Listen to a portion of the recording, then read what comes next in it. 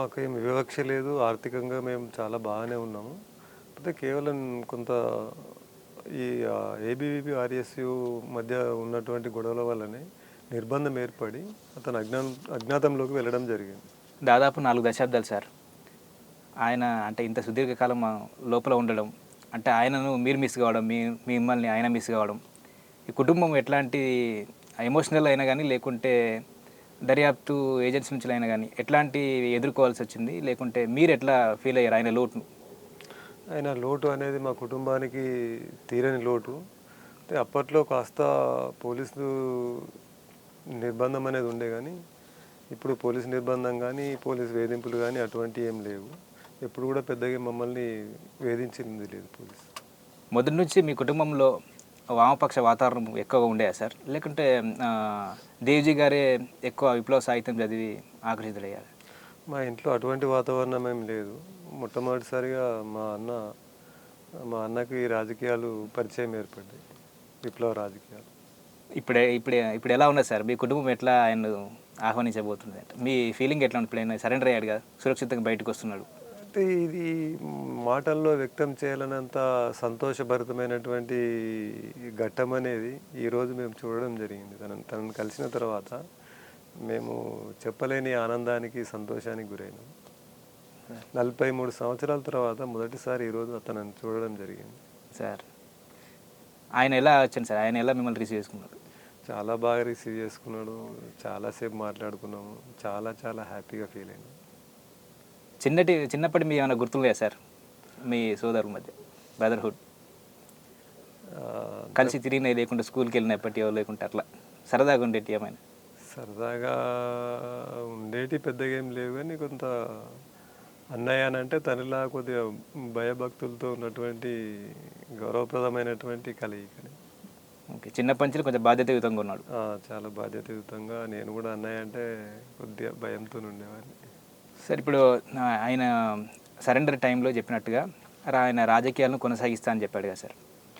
Legal ఫ్రేమ్వర్క్లో ప్రజా సమస్యలపై పోరాడతా అని చెప్పాడు.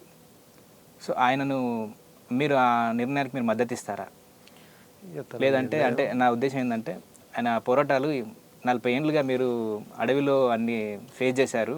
ఇప్పుడు రెస్ట్ తీసుకోండి అన్నట్టుగా ఏమైనా అంటారా? లేకుంటే ఈ పోరాటానికి మేము కూడా అండగా ఉంటాం, లేకుంటే వెంట ఉంటాం అని అంటారా?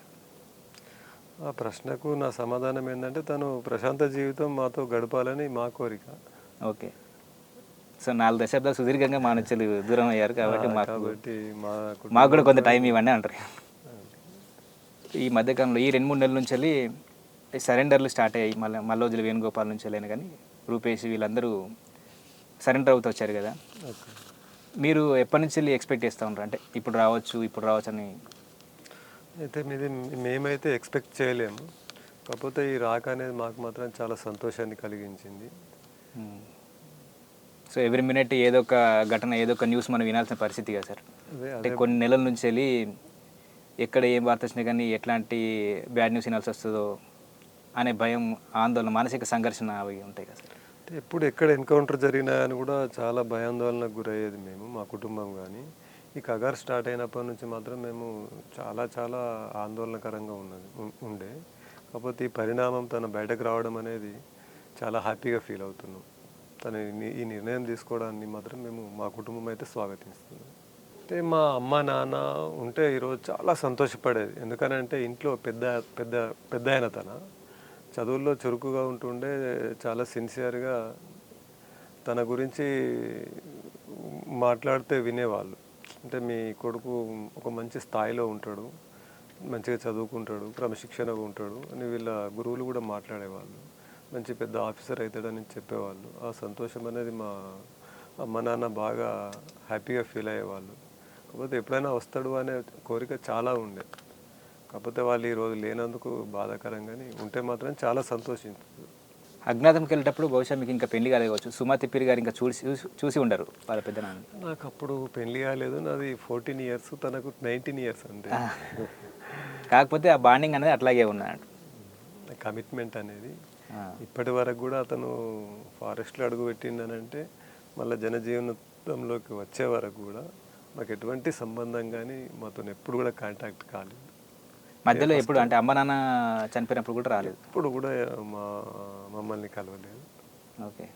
ఎట్లాంటి సందేశాలు లేదు, ఏమీ లేదు. ఎటువంటి సందేశం కానీ, లెటర్ కానీ, వ్యక్తిగతంగా కానీ ఎటువంటి సందేశం లేదు. ఓకే. ఇదే ఫస్ట్ టైం చూడడం.